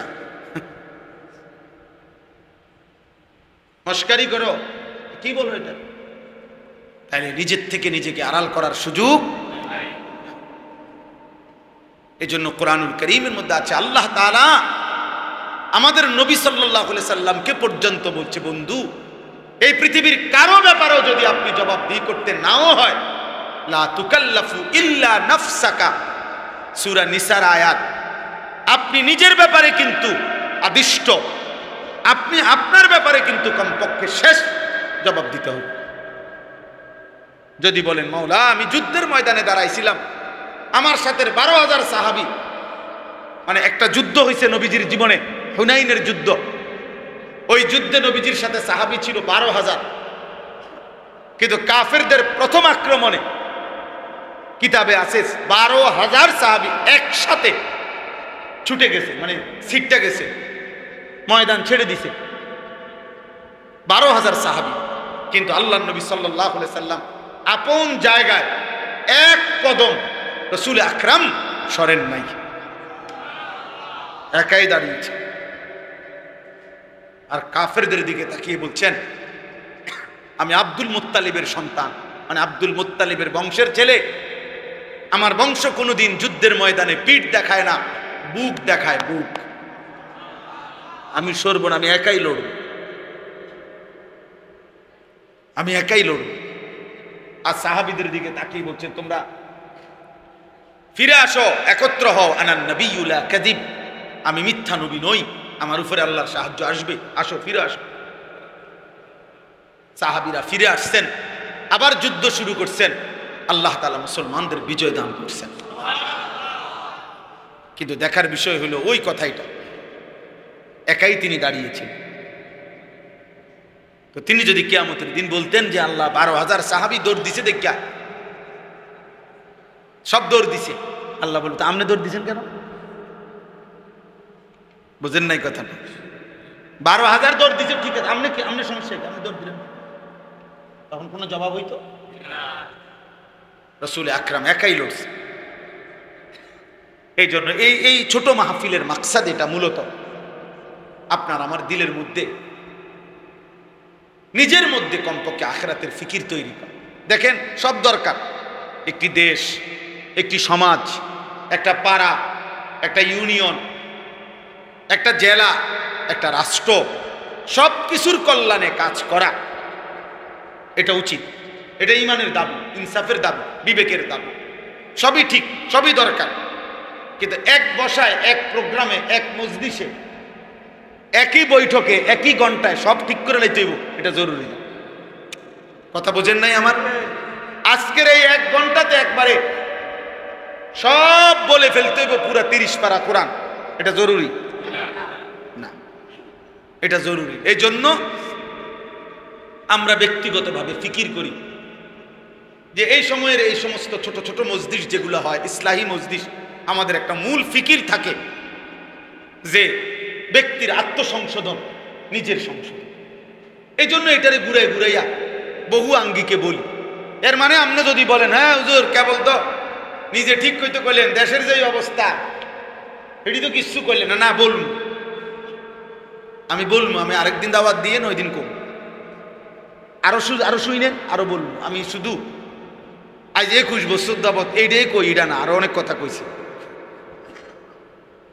আজকেই সব পুরা ইসলাম শেষ করে দিতে হইব কইয়া, এটা জরুরি? তো নবীজি তো 1 বসাতেই পুরা ইসলাম পেশ করছে, ঠিক না? কয় বছরে? তো আপনি তাড়াহুড়া করেন কেন? আমি অনেক শেষ করে দিব, এটা কথা। এটা আমি এবার হজের সময় হজের প্রশিক্ষণ দিছি, আর হজের 3 দিন আগে মক্কায় আমাকে পাশের এক কোম্পানির হাজিদের প্রায় 2.5 ঘন্টা হজের যাবতীয় খুঁটিনাটি প্র্যাকটিক্যাল এগুলো বলছি, দেখাইছি, শিখাইছি। তো শেষে বললাম যে কারো কোনো প্রশ্ন আছে কিনা বুঝার। আচ্ছা, তো এর দ্বারা আপনি কি বুঝছেন? যে এই যে হজ শিখাইলাম এতক্ষণ, 2 দিন পরে হজ মক্কাতে আমরা, এই জাতীয় কোনো প্রশ্ন, মানে আমি যেটি বলছি এখানে বুঝার কিছু আছে কিনা, এটাই তো প্রশ্ন না? মানে আমার কথার অর্থ তো এইটা। এক চাচা দাঁড়াই এগুলো হুজুর কইলেন তো সবই ভালো, দিন প্রতিষ্ঠার কথা তো কিছু কইলেন না। এটা আমার অপরাধ। তাই বললাম চাচা, আমাকে তো আগে সিদ্ধান্তই দেওয়া হয়েছে হজ্জের প্রশিক্ষণের জন্য কথা বলতে, আর হজ যে দিনের বাহিরে আমার এটা জানা ছিল না। আপনার কথার দ্বারা বুঝছি হজ ইসলামের বহির্ভূত একটি জিনিস। এই আলগাটা বাহিরেরটা আমি বলছি, আর আমি ভিতরটা বাকি রয়ে গেছে আমার, এটা আমার ভুল হয়েছে। এইবার সবে যখন এর দৌড়তে লইয়া ছুটছে, তান্দু এমনি বসে গেছে। তার মানে একই বসায় সব বলতে হবে, এটা জরুরি। আজকে এটাই মূল বক্তব্য। এবার আমি ছোট্ট ছোট্ট 10টা আয়াত পড়ছি, অল্প সময় লাগবে আর এই তর্জমা বলি, তাহলে আমার কথা শেষ। কিন্তু মূল বক্তব্য এটা ভাইয়া, বয়স্ক বাবা আমরা সবাই মিলে আখিরাতে দাঁড়াইতে হবে একা। অকুল্লুহুম আতিহি ইয়াউমাল কিয়ামাতি ফারদান। আল্লাহ বলছে বান্দা তোমরা কিন্তু একাই, একজন একজন করে আমি আল্লাহর মুখোমুখি হতে হবে, আমার মুখোমুখি হতে হবে। বান্দা বুঝি নাই কইয়া হাসি দিয়া উড়াই দিও না চুপ। হাসলেও রাত শেষ হয়, কাঁদলেও রাত শেষ হয়। সুখের রাতও ভোর হয়, দুঃখের রাতও ভোর হয়, ফাঁসির রাতও ভোর হয়, বাসর রাতও ভোর হয়। এটাই সত্য, এটাই বাস্তব। কাজে লাগাও আর নষ্ট করো, তুমিও মরে যাবে, আমিও মরে যাব। কবরে যেতেই হবে। রাজপ্রাসাদের মানুষটাও, কুড়ে ঘরের লোকটা, 3 বেলা যে ঠিক মতো খায় সেও মরে যাবে। 3 বেলা যে খানা পায় নাই, বুখা রাঙ্গা ফকির অভাবী, সেও মরে যাবে। মৃত্যু নিশ্চিত, চলে যেতে হবে, এটাই নিশ্চিত। কাজে বুদ্ধিমান সেই যে কবরের প্রস্তুতি, যে সত্য আমাকে গ্রহণ করতেই হবে, যে বাস্তবতা আমাকে গ্রহণ করতেই হবে, সেটা ভুলে যাওয়া, সেটা পাশ কাটানো একবারেই বোকামি ছাড়া কিছু না। তুমি পাশ কাটাইতে কাটাইতে, গাড়ি সাইড দিতে দিতে কতক্ষণ সাইড দিবা? পলাইতে পলাইতে কই যাইবা?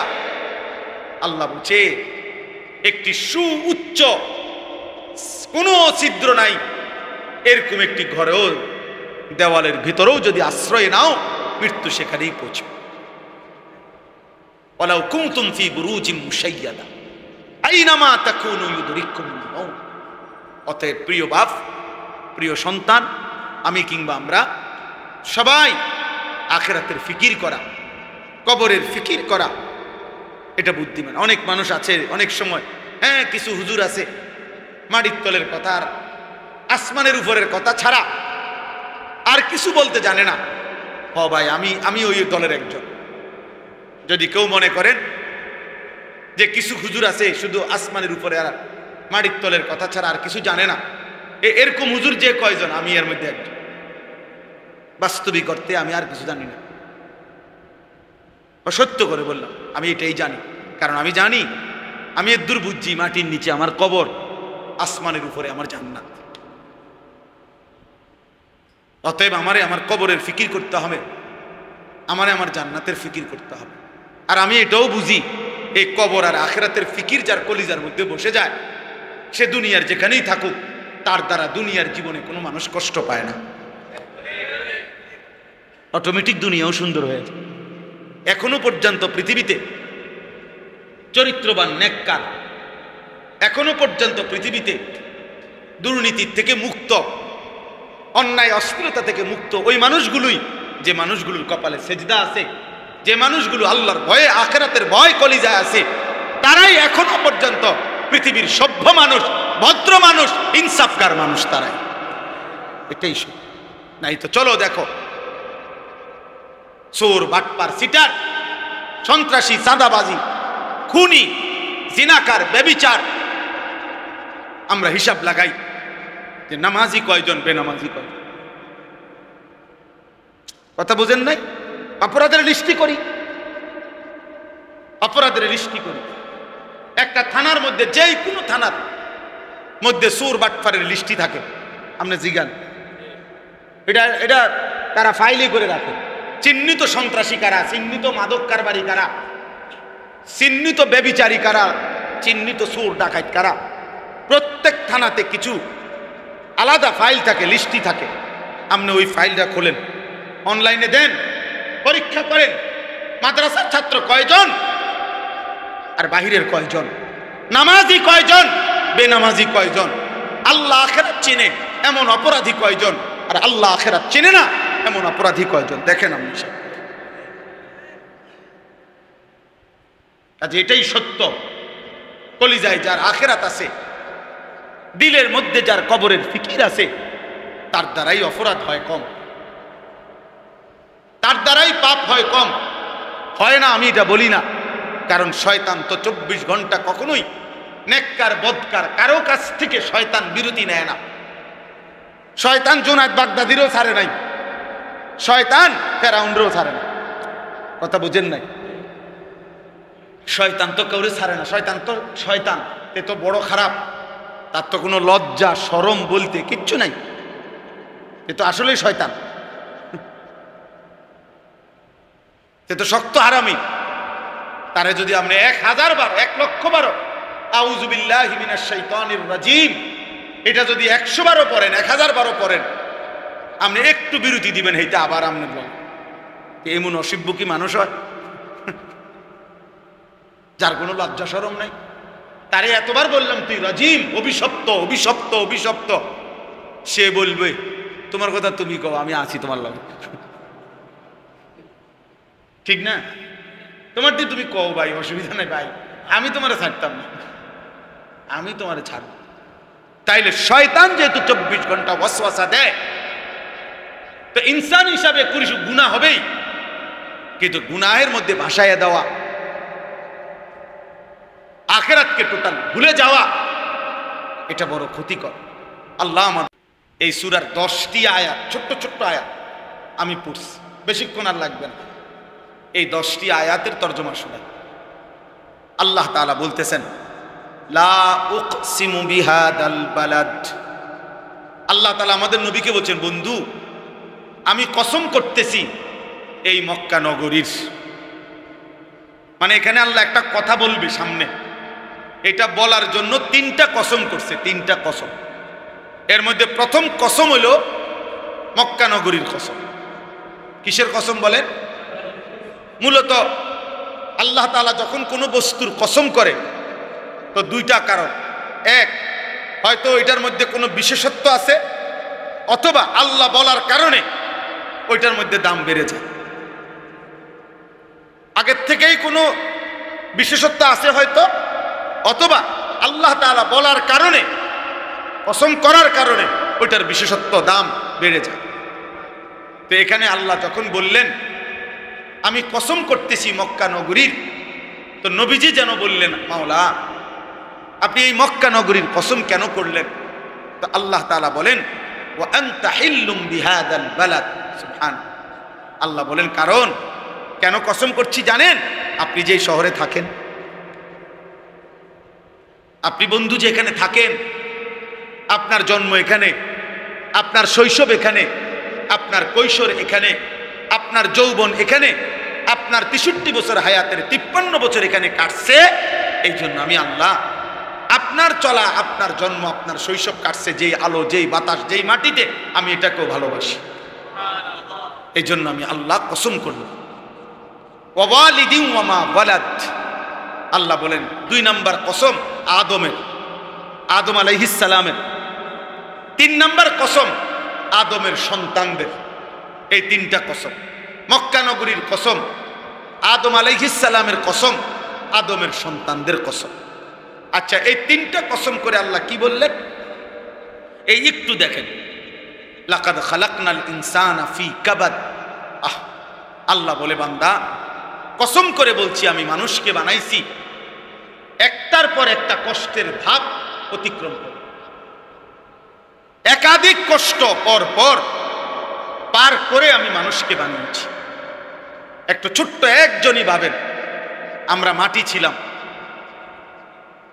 রব্বুল আলামিন বলে আমি সেখান থেকে নির্দিষ্ট পরিমাণ ফুল ফল ফসল উৎপন্ন করে তোমার বাবারে খাবার হিসেবে খাওয়াইছিলাম। সেখান থেকে বীর্যের 1 ফোঁটা আমি তৈরি করলাম। সেখান থেকে একটি নির্দিষ্ট সময়ে স্বামী স্ত্রীর মিলনের মাধ্যমে তোমার বাবার বীর্যের ফোঁটা তোমার মায়ের জরায়ুতে আমি পৌঁছালাম। সেখান থেকে একটানা 9 মাস আমি আল্লাহ নিজের হাতে, কুদরতি হাতে মায়ের অন্ধকার জরায়ুতে চোখ, নাক, কান, হাত পাও দিয়ে এমন সুন্দর একটা বডি সাজাইলাম।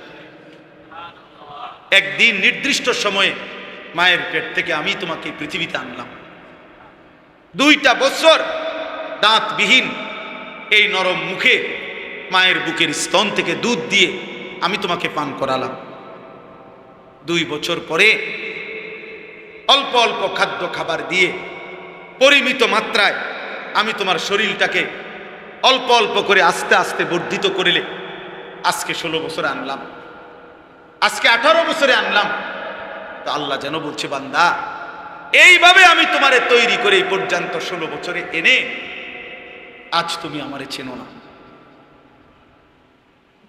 আজ যখন 16 বছর বয়স, 18 বছর, এখন তোমার হাতে শক্তি, কোমরে শক্তি, পায়ে শক্তি, তোমার দাঁত মজবুত, তোমার ব্রেন আছে, আমি দিছি সব।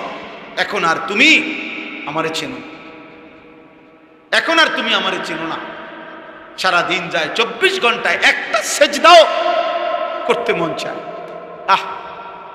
আফসোস ওই যুবকের, আফসোস ওই মানুষের প্রতি, আফসোস ওই পুরুষ নারীর প্রতি, খোদার 24 ঘন্টায় যে একটি সেজদাও দেয়। আল্লাহ তাআলা বলেন আয়াহসাবু আল্লা ইয়াকদিরা আলাইহি আহাদ। আল্লাহ বলেন আমার বান্দা কি ভেবেছে যে তার উপরে কোনো কারো ক্ষমতা নাই? কি বলেন, আমরা কি এই ভেবেছি আমাদের উপরে কারো কোনো ক্ষমতা নাই? কার ক্ষমতা আছে? আল্লাহ বলেন ইয়াকুলু আহলাকতু মালাল লুবাদা। আমার নাফরমান বান্দা বলে সে দুনিয়ায় আমি অজস্র টাকা খরচ করছি, দুনিয়ায় বাঁচবার জন্য, নিরাপত্তার জন্য, সেফটির জন্য আমি অজস্র টাকা খরচ করছি। অহংকার করে আর বলে যে একটা গেট লাগাইছি 3 লাখ টাকা দিয়া, পুরাটা বাড়ি বাউন্ডারি করছি, কলাপসিবল গেট লাগাইছি, SS5 এর গেট লাগাইছি, একটা দরজা বানাইছি সেগুন কাঠের, এক একটা দরজায় খরচ গেছে ৭৫,০০০ টাকা, এক একটা কাঠ বানাইছি 1 লাখ টাকা, সব কিছু বিদেশ থেকে। তার মানে বুঝাইতে চাইতেছে আমি অজস্র টাকা খরচ করেছি। এত মজবুত দেওয়াল, এত মজবুত গেট, এত মজবুত SS5 এর গেট, সম্পূর্ণ সিসি ক্যামেরা দ্বারা নিয়ন্ত্রিত। আজরাইল কেমনে ঢুকবে? আজরাইল আইব কই থেকে? সিসি ক্যামেরা আছে না? কথা বোঝেন না? সিসি ক্যামেরা আছে না? সেদিন মাইলস্টোন স্কুল অ্যান্ড কলেজে ওই যে বাচ্চারা যে মৃত্যুবরণ করলো, সেদিন তো ওইখানে সিসি ক্যামেরা ছিল না। ওই দিন তো আর কোনো দারোয়ান ছিল না, ওই দিন তো আর টিচাররা ছিল না। তো আল্লাহ বলেন, নাফরমান বলে আমি অজস্র টাকা খরচ করেছি, আমি নিরাপদ থাকবো দুনিয়ায়। আল্লাহ বলেন, আরে বান্দা, আয়াহসাবু আল্লাম ইয়ারাহু আহাদ, আহা আমার বান্দা কি এই ভেবেছে যে তাকে কেউ দেখে না? আমি কি তাকে দেখি না নাকি? দরজা বন্ধ করে ফেলাতে আমি আর দেখি না, গেট আটকাইয়ে ফেলাতে আমি আল্লাহ আর দেখি না? এই দুইটা কথা শেষ। এই দুইটা কথাই আল্লাহ এখানে বলতে চাইছে। বান্দা, তুমি যে নাফরমানি করছো, তুমি যে অহংকার করছো, এই শেষ পর্যন্ত আপনারা যারা টিকছেন আপনারাই শুনুন। বলেন, আল্লাহ তাআলা জানতে চাইছে এই দুইটা কথা। আমার বান্দা, তুমি যে দিবানিশি নাফরমানি করছো, তুমি কি এই ভেবেছো যে তোমার উপরে কোনো ক্ষমতা নাই? আর দ্বিতীয় প্রশ্ন হলো, আল্লাহ বলেন, তুমি কি এই ভেবেছো যে তোমাকে কেউ দেখে না? তাহলে কিসের উপরে ভিত্তি করে তুমি এমন নাফরমানি করছো? এত মিথ্যা, এত চুরি, ডাকাতি, জিনা, ব্যভিচার, এত অসভ্যতা, এত অশ্লীলতা, এত হারাম, এত সুদ, এত ঘুষ, এত কিস্তি, এত প্রতারণা, এত চিন্তায়, এত রাহাজানি, দুনিয়া নিয়ে এত কামরা কামড়ি কারাকারি কেন করছো বান্দা? তুমি কি যেখান থেকে যাইবা না? আমি কি তোমার উপরে ক্ষমতা রাখি না? আমি কি তোমারে দেখি না? বলে একজন যুবক, বলো ভাই, রাত 2টা বাজে, তুমি যখন মনে করছো এই পৃথিবীর সবাই ঘুমায় গেছে, মা বাবা পাড়া পড়শি আত্মীয় স্বজন লাইট নিভাইয়া ফেলছে, দরজা বন্ধ করে ফেলছে, জানালা আটকায় ফেলছে, যুবক তুমি ভেবেছ তো রাতের গভীর অন্ধকারে তুমি মোবাইলে উলঙ্গ ছবি দেখছো, নারী দেখছো, আর মনে মনে ভাবতেছো কেউ দেখে না। খোদার কসম, রব্বুল আলামিন আর শাজিম থেকে ডাক দিয়ে বলে, আনিস আমি জেগে আছি, আমি দেখছি বান্দা। আয়াহসাবু আল্লাম ইয়ারাহু আহাদ, রব্বুল আলামিন বলে, আমি কি দেখি না বান্দা? কি ভেবেছো? আলাম ইয়ালাম বিআন্নাল্লাহা ইয়ারা, আমার বান্দা কি ভেবেছে সে যে আল্লাহ তাআলা বলেন, তুমি কি এটা জানো না বান্দা আমি যা সারাক্ষণ তোমাকে দেখি? এবার বলেন, আল্লাহ কতক্ষণ দেখে? সবাই বলেন, আল্লাহ বিশ্রাম নেয় কখন? অবসর নেয় কখন? ঘুম যায় কখন? তন্দ্রা আসে কখন? ক্লান্ত হয় কখন? কখনোই না, কখনোই না। 1 সেকেন্ডের জন্য আল্লাহ তাআলা ক্লান্ত। অতএব দয়া করে শেষ কথা, মেহেরবানি করে ভাবতে শিখো। আমাদের দায়িত্ব বলে যাও। বছরের পর বছর আমরা আপনাদেরকে মনে করাই দিই, কেউ কদর করলেও মনে করাই, কেউ কদর না করলেও মনে করাইতে হবে। কারণ ফেরিওয়ালা তার মালের ঘোষণা দিতেই হয়।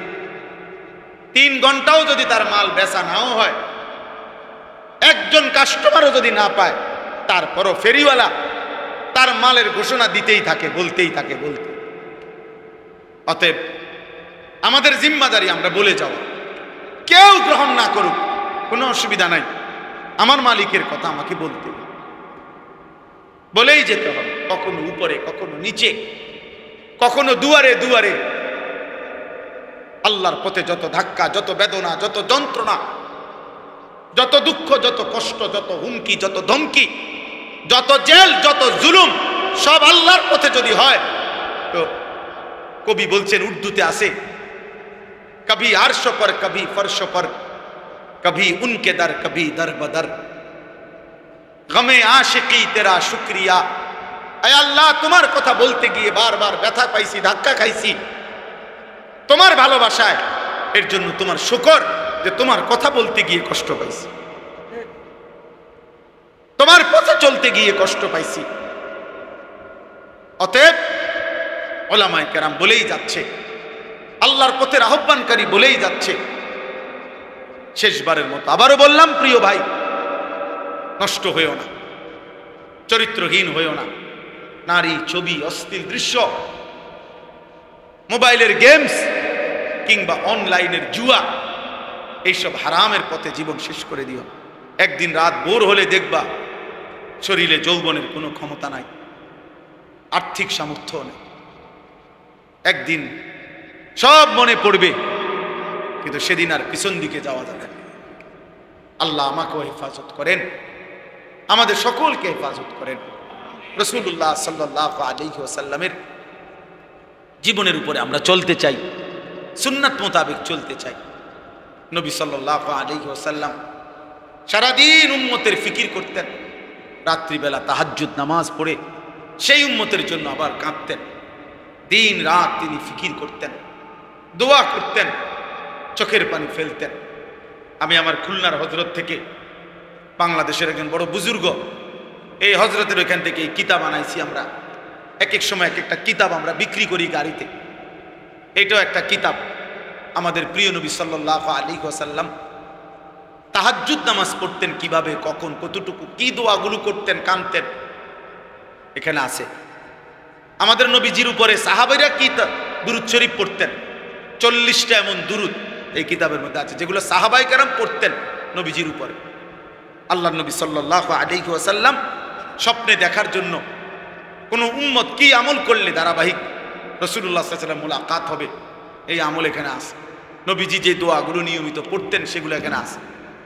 200 টাকা মূল্যে আমাদের এই কিতাব ওই গাড়িতে বিক্রি হয়, কারো সুযোগ হলে যাওয়ার সময় নিয়ে যাবেন। আল্লাহ তাআলা আজকের এই নওজওয়ানদের এই মহব্বতের মেহনতের এই গরমের ভিতরে এই কষ্টের আয়োজনে আল্লাহ তাআলা বরকত দান করেন। আল্লাহ আপনাদের সবাইকে কবুল করেন, ঈমান আমলের জীবন দান করেন। আল্লাহ তাআলা এই মাহফিলকে কবুল করে নেন। আলহামদুলিল্লাহি রাব্বিল আলামিন। আল্লাহুম্মা আনতাস সালাম ওয়া মিনকাস সালাম, তাবারাকতা ইয়া যাল জালালি ওয়াল ইকরাম। ইয়া রাব্বি লাকাল হামদু কামা ইয়ানবাগি লিজালালি ওয়াজহিক ওয়া আযীমি সুলতানিক। ওয়া সাল্লি আলা মুহাম্মাদিন কামা হুয়া আহলুক ওয়া ফাআল বিনা খায়রান কামা আনতা শানুক। ইয়া আরহামার রাহিমিন, ইয়া আরহামার রাহিমিন, ইয়া আরহামার রাহিমিন। রব্বানা যালামনা আনফুসানা ওয়া ইল্লাম তাগফির লানা ওয়া তারহামনা লানাকুনান্না মিনাল খাসিরিন। রব্বানা আতিনা ফিদ দুনিয়া হাসানা ওয়া ফিল আখিরাতি হাসানা ওয়া কিনা আযাবান নার। রব্বিরহামহুমা কামা রব্বায়ানি সগীরা। রব্বানা হাব লানা মিন আজওয়াজিনা ওয়া যুররিয়াতিনা কুররাতা আ'য়ুন ওয়াজআলনা লিল মুত্তাকিনা ইমামা। মাওলাই করিম আপনি মাফ করে দেন, রব্বুল আলামিন আপনি মাফ করে দেন। রাত অনেক গভীর মাওলা, আপনার ঘরেই বসেছিলাম মাওলা, আপনার কথাই শুনছিলাম। জীবনের সব নাফরমানি মনে পড়ে গেল, পেছনের জীবনটা অন্ধকারে ভরে গেছে মাওলা। গুনায় গুনায় নাফরমানিতে জীবন শেষ মাওলা, আপনি মাফ করে দেন, মাফ করে দেন, মাফ করে দেন, মাফ করে দেন। আযাব দিলে আপনার কোনো লাভ নাই, মাফ করে দিলে আপনার কোনো ক্ষতি নাই, মাফ করে দিলে আপনার ভান্ডারে কমবে না, মাফ না পেলে আমাদের উপায় থাকবে না। আল্লাহ মাফ করে দেন, সমস্ত গুনাহ মাফ করে দেন, আগামী জীবন সুন্দর করে দেন, ঈমান আমল দান। দোয়ার মাহফিলে আল্লাহ তাআলাই আমাদেরকে আসবার বসবার আল্লাহর জন্যই জমা হওয়ার তৌফিক দান করেছেন। আমরা সকলেই বলি আলহামদুলিল্লাহ। প্রিয় ভাই নওজোয়ান, আমার একটা অনুরোধ হলো এবং আদেশ, সকলেই হাতে ধরা যতগুলো মোবাইল আছে এগুলো বন্ধ করে ফেলতে হবে। হাতে ধরে কেউ ভিডিও বা রেকর্ড করা একেবারে সম্পূর্ণরূপে নিষেধ আমার পক্ষ থেকে। এজন্য দয়া করে আমি আদেশ করলাম এটা। কমপক্ষে আমার চোখের সামনে যারা, তারা এটা করা যাবে না। দূরের ওয়ালাদেরকে তো আমি পুরা দেখতেছি না, কিন্তু চোখের সামনে যারা, একজনও আর মোবাইল তুলে ধরবেন। যদি আমার এই কথাটা পছন্দ না হয়, চলে গেলে ভালো, কোনো আমার কোনো আপত্তি নেই। ভাইয়া, আমি কোনো জনসমর্থন দিয়া করবো, আমি কোনো নির্বাচনে প্রার্থী না, আমি এখানে নির্বাচনী কোনো গণসংযোগে আসি নাই, ঠিক আছে না? তো কাজে আমি অনেক মানুষ হইলেই কি, কম মানুষ হইলেই কি, আমার এতে কোনো কিছু আসে যায় না। এখানে কোনো আহামরি কিছু নেই আমার জন্য, এটা আমার এটা ভাবনা। এই জন্য সবার কাছে অনুরোধ, অনেক গরম আছে এরপরও চাপায়া বসছেন, ছেলেরা বাবা তোমরা অনেক নওজোয়ান, মাশাআল্লাহ, অনেক অনেক, সবার এই ভালোবাসা, সবার এই উদ্দীপনা, আগ্রহ আল্লাহর কথার প্রতি, আল্লাহ তাআলা সর্বোচ্চ কবুল করেন। এই জন্য প্রিয় ভাই, অনুরোধ, একেবারে সামান্য কিছুক্ষণ সময়, এই 1 ঘন্টা সময় দেখতে দেখতে ফুরায়া যাবে।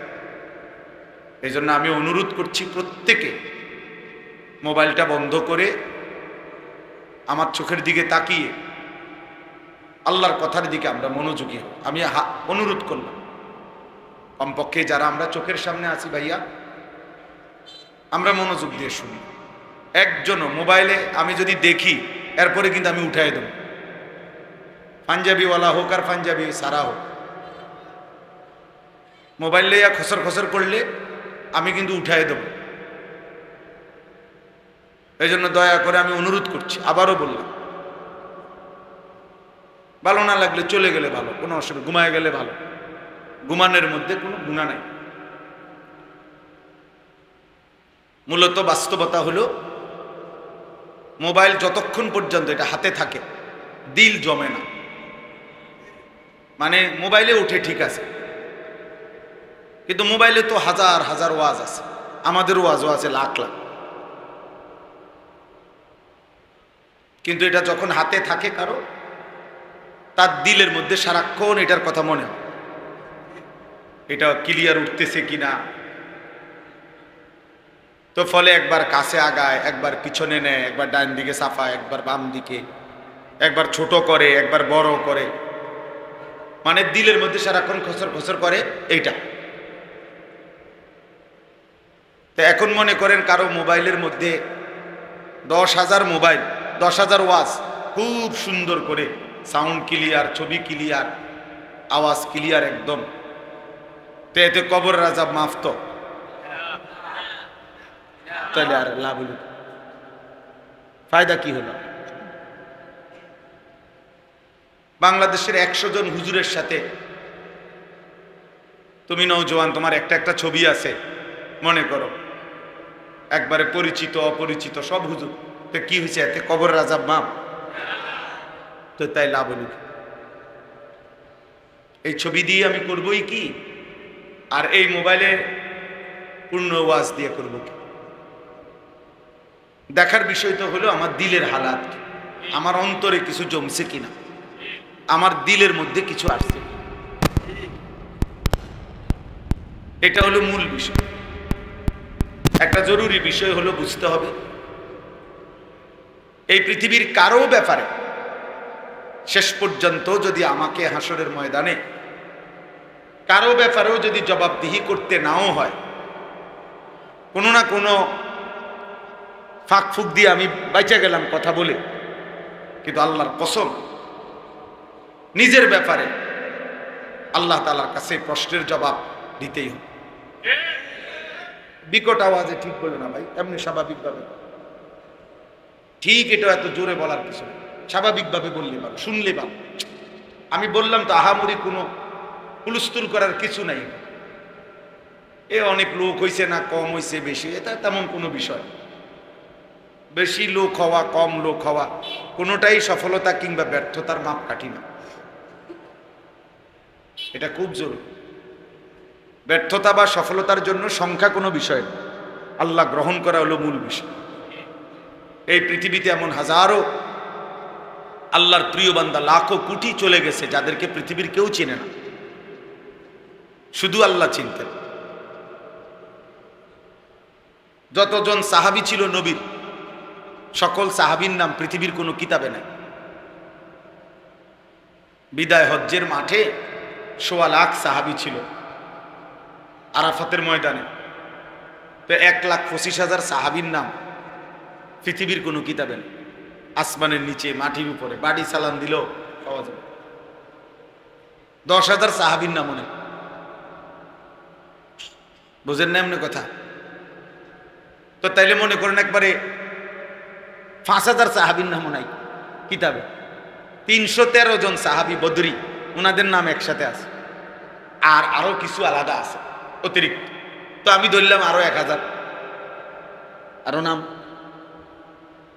হয়তো ধরেন ৫,০০০, ধরেন ১০,০০০।